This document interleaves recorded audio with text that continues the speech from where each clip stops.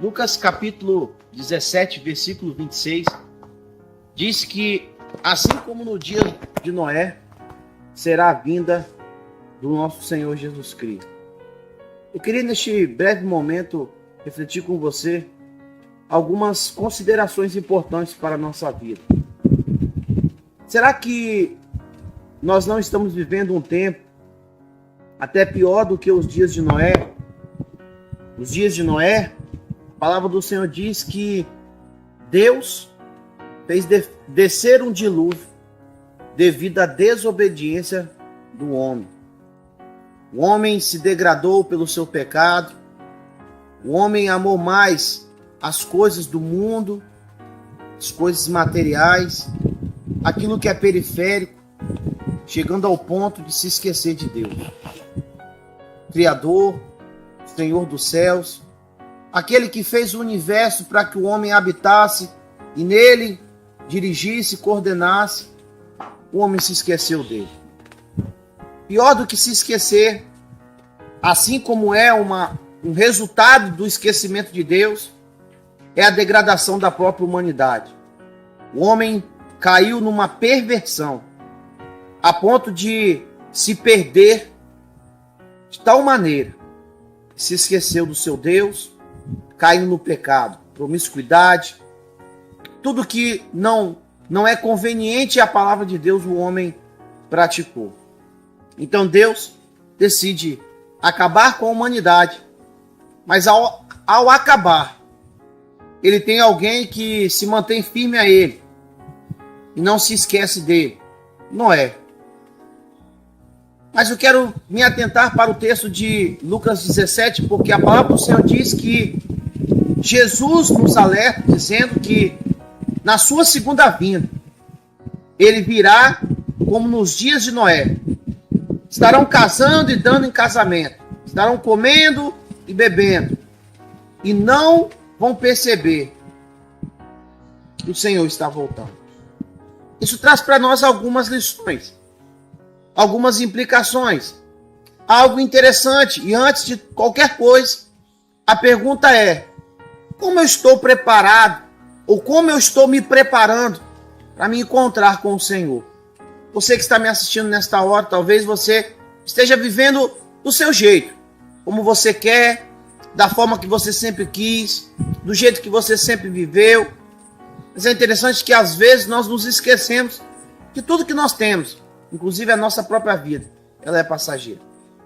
Mais do que isso, queridos, é interessante que nós precisamos parar e pensar o seguinte: Deus criou tudo isso aqui. Tudo que você está vendo, Deus criou. O homem tem a sua intervenção, mas Deus criou todas as coisas.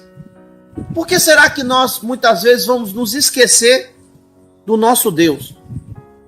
É interessante porque nós estamos vivendo uma sociedade que se esquece.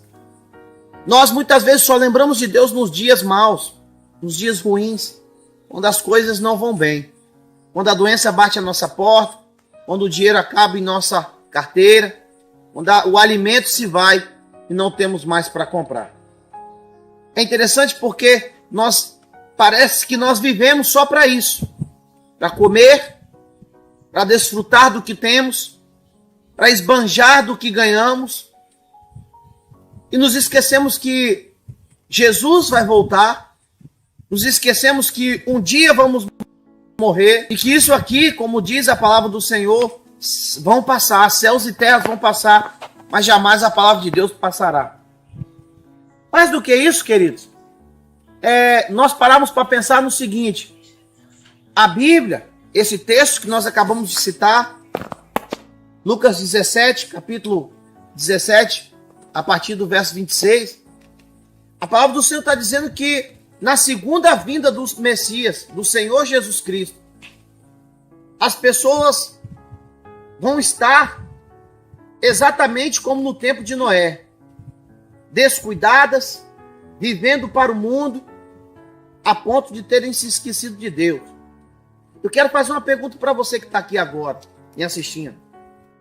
Me diga uma coisa: você está se empenhando a ponto de conhecer a palavra de Deus para não ser pego de surpresa quando Jesus voltar? E se você se encontrasse com Jesus agora? E se de repente tudo que você está vendo se escurecesse? Você visse algo cortando do céu e a trombeta tocasse e você, sem saber, confuso, fosse perceber Jesus está voltando. Como você se encontraria? Como você se apresentaria ao Senhor?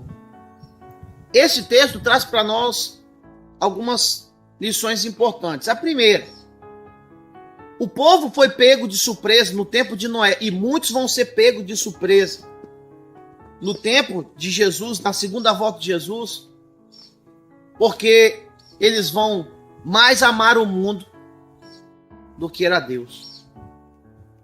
Amados, a palavra do Senhor diz que quem ama o mundo se constitui inimigo de Deus. A palavra do Senhor diz que se nós queremos saber o que é amor, nós temos que ir na fonte do amor. E o amor não se encontra em bebidas, o amor não se encontra em mulheres, o amor não se encontra em bens materiais, o amor se encontra em Deus. É uma pena porque muitos hoje têm amado mais o mundo do que o Senhor do amor, que é o Deus Todo-Poderoso. A palavra de Deus diz: Deus é amor. Deus amou o mundo de tal maneira, não o sistema, mas as pessoas que aqui estão, que deu o seu Filho único. Nenhum de nós temos coragem de entregar os nossos filhos por alguém que não nos ama, por alguém que muitas vezes só quer nos usar, só lembra de nós quando está em apuro. Mas a Bíblia diz que, independente de qualquer coisa, incondicionalmente, Deus nos amou. Amados, a palavra do Senhor nos diz que nós precisamos amar a Deus. Nós precisamos largar as coisas do mundo. O mundo, ele é passageiro. O mundo só tem aquilo que é periférico. O mundo nos leva ao pecado, e a palavra do Senhor diz em Romanos 3:23 que o salário do pecado é a morte. Quando Jesus voltar pela segunda vez, muitos vão ser pegos de surpresa porque vão ter amado mais o mundo do que a Deus. Outra coisa que esse texto nos ensina também é que alguns vão ser pegos de surpresa porque não avaliaram a sua condição espiritual perante Deus. Queridos, nós vemos no início de tudo Caim e Abel fazendo cada um seu sacrifício. Porém, Caim, ele pega de qualquer jeito as suas frutas, ele faz de qualquer jeito o seu sacrifício, e ele acha que para Deus, com Deus, as coisas de Deus podem ser feitas de qualquer jeito. A sua vida se reflete no seu sacrifício que ele faz a Deus. Uma vida de qualquer jeito, de qualquer forma, como ele queria. E a palavra do Senhor diz que Abel foi diferente. Abel pegou o melhor cordeiro, o cordeiro que não tinha defeito. Abel fez o que Deus queria e ordenava, fez o seu melhor. E Deus aceitou o sacrifício de Abel e rejeitou o de Caim, porque Caim estava vivendo do seu jeito. Talvez eu esteja falando para você agora, esteja vivendo a sua vida do seu jeito, da sua forma, como você quer, sem se enquadrar com ninguém. Queridos, se nós precisamos se enquadrar em alguém, o enquadramento da nossa vida está na palavra de Deus, está na Bíblia Sagrada, nas Sagradas Escrituras do Senhor. Porém, o grande problema que nós temos muitas vezes é achar que nós podemos usar a Bíblia do nosso jeito, ou que a Bíblia ela precisa se enquadrar em nossas vontades. Não. Pelo contrário, a palavra de Deus ela é única, ela é eficaz e ela precisa ser obedecida, lida, conhecida, entendida e obedecida. Jamais questionada e jamais tentar ser mudada. a palavra de Deus, ela precisa ser obedecida. E é na palavra de Deus que nós encontraremos, as diretrizes e a forma certa, correta, de como que nós precisamos viver e de como nós precisamos obedecer ao Senhor, para que não sejamos pegos de surpresa. E, inclusive, a palavra de Deus nos enquadra e nos normatiza para não cairmos no erro que o povo de Noé caiu, de não observar a sua condição espiritual. Eu não sei a sua condição espiritual agora, mas você conhece, você sabe quanto tempo você tem orado, quanto tempo você tem lido a Bíblia, como é que você está espiritualmente diante de Deus.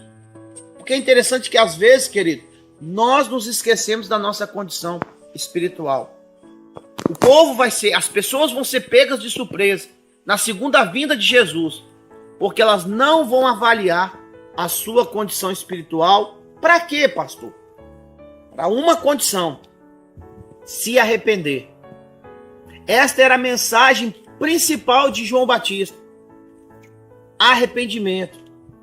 Para que nós tenhamos um arrependimento genuíno, verdadeiro, nós precisamos, para que nós tenhamos um arrependimento genuíno, nós precisamos, queridos, fazer como João Batista nos ensinou. Nós precisamos avaliar a nossa condição. Nós precisamos olhar para nós mesmos. E para nós olharmos para nós mesmos, nós precisamos ver a nossa condição espiritual. Como eu estou diante de Deus? O que eu tenho feito na minha santificação? Como que eu tenho caminhado com Deus? A Bíblia diz que Deus só olhou Noé, porque Noé caminhava com Deus. As pessoas não. As pessoas não olhavam. As pessoas não caminhavam com Deus. A vida, queridos, são duas estradas. Ou você caminha no caminho de Deus, ou você caminha no seu próprio caminho. Ou você anda nas suas próprias trilhas, nas suas próprias vielas. Com Deus, ou nós caminhamos com Ele, ou nós caminhamos sem Ele. E muitas vezes nós não avaliamos em qual caminho nós temos andado. Jesus diz: eu sou o caminho, a verdade e a vida. Ninguém vai ao Pai senão por mim. Mas o pior é que muitas vezes nós, ao invés de buscarmos em Jesus, caminharmos com Jesus, no caminho que é Jesus, nós caminhamos os nossos próprios caminhos. E colhemos o resultado disso. Amados, nós precisamos entender que a vida, ela precisa ser caminhada, como essa estrada que você vê. Essa estrada, ela nos mostra algumas coisas. É uma estrada que parece que não tem fim. É uma estrada que parece que jamais vai se achegar. Mas ela nos mostra algo interessante. Em toda a nossa vida, nós vamos ter que trilhar caminhos. Pode ser caminhos como esse, no meio do mato, sem nada. Ou no meio de cidades com muitas coisas. É importante você parar e pensar o seguinte: como está a sua vida espiritual hoje? Porque o povo vai ser pego de surpresa por não avaliar a sua vida espiritual. Em último lugar, a palavra do Senhor diz que Jesus vai vir como nos dias de Noé. Eles não perceberam, eles não avaliaram a sua vida espiritual. Eles amaram mais o mundo do que a Deus. Em terceiro lugar, eles não se arrependeram e não aceitaram a oportunidade de Deus.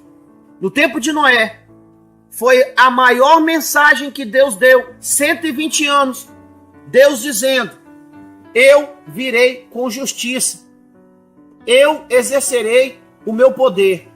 O homem não considerou, o homem não deu lugar a Deus. Amados irmãos, em nome de Jesus, isso nos mostra que por 120 anos, Deus deu a oportunidade ao homem. Por 120 anos, Deus deu a oportunidade para o arrependimento. Nós já estamos há mais de 2000 anos, nós estamos no ano de 2022, precisamente 2022 anos. Deus tem nos dado, através da palavra de Jesus, a oportunidade de se arrepender, a oportunidade de viver da forma que Deus quer, uma forma que nos leve para o céu. Há 2000 anos o Senhor está dizendo: se arrependam, aceitem o meu amor, reconheçam que eu sou aquele que tem poder para levar vocês para viverem na eternidade comigo. Mas porém, queridos, talvez você esteja vivendo hoje uma vida que você não quer viver com Deus. Talvez você esteja rejeitando a graça salvadora de Jesus Cristo. Mas eu quero te dizer nesta hora, pare e pense. Será que não chegou a hora de você se arrepender? Será que não chegou a hora de você mudar de vida? Será que não chegou a hora de você avaliar a sua condição espiritual? Será que hoje, esta hora, neste momento que você está assistindo essa reflexão, não é a hora de você fazer uma análise ou um inventário da sua vida e perceber que sua vida esteve mais longe de Deus do que perto de Deus? Queridos, às vezes nós precisamos parar e reconhecer que nós somos necessitados da graça e do amor de Deus. E que nós precisamos viver entregando a nossa vida a Jesus. Talvez você que está me assistindo agora, você nunca entregou a sua vida a Jesus. Ah, mas eu sou de Jesus. Mas nós necessitamos entregar a nossa vida a Jesus. Talvez você nunca se ajoelhou e pediu misericórdia e perdão a Deus pelos erros que você cometeu. Talvez se você se encontrasse com Jesus agora, você receberia a sentença de ele nunca ter te conhecido, e ele nem saber quem você é porque você nunca andou com ele. Mas saiba de uma coisa, se você está me assistindo agora, é porque você está recebendo a misericórdia de Deus. Não só você que está me assistindo, todos estão recebendo a misericórdia de Deus. Mas você em especial, porque você, neste momento, acabou de ouvir a palavra de Deus, está assistindo a palavra de Deus, está ouvindo o Espírito Santo de Deus falar no seu coração, que é tempo de se arrepender, que é tempo de mudar de vida, que é tempo de aceitar o amor de Deus. Quero te dizer, Deus te ama incondicionalmente. E Ele quer que você se entregue a Ele. Mude de vida. Procure uma igreja mais próxima de você. Entregue a sua vida a Jesus nesta hora, querido. Entregue a sua vida a Jesus nesta hora. Esta é a melhor decisão que Deus espera de você. Deus espera de você atitude, renúncia. O que exatamente faltou nas pessoas do tempo de Noé e por isso morreram afogados. E é exatamente a atitude que vai faltar em muitas pessoas quando Jesus voltar. Espero que esta atitude não falte em você. Que você tome a atitude agora e se entregue a Ele em nome de Jesus. Que Deus te abençoe. Que Deus te guarde. Que esta palavra seja completada ao seu coração em nome de Jesus. Espero que esta palavra tenha encontrado um lugar especial no seu coração. Sinceramente, que você possa ter ouvido a voz de Deus através dessa reflexão e que atitudes sejam tomadas por sua parte. Eu sempre digo que nós esperamos de Deus o que nós precisamos fazer. Às vezes esperamos demais que Deus faça algo que está ordenado a cada um de nós fazermos. Existem atitudes que só nós devemos fazer. E nós muitas vezes esperamos pelos outros ou por Deus. Que o Senhor possa ter falado ao seu coração. E que você possa ter ouvido e ter assumido um compromisso com Deus. Eu quero orar por você. Por você que ouviu essa palavra. Por você que compreendeu o que Deus quer na sua vida. Para você que não quer ser pego de surpresa na segunda volta de Jesus.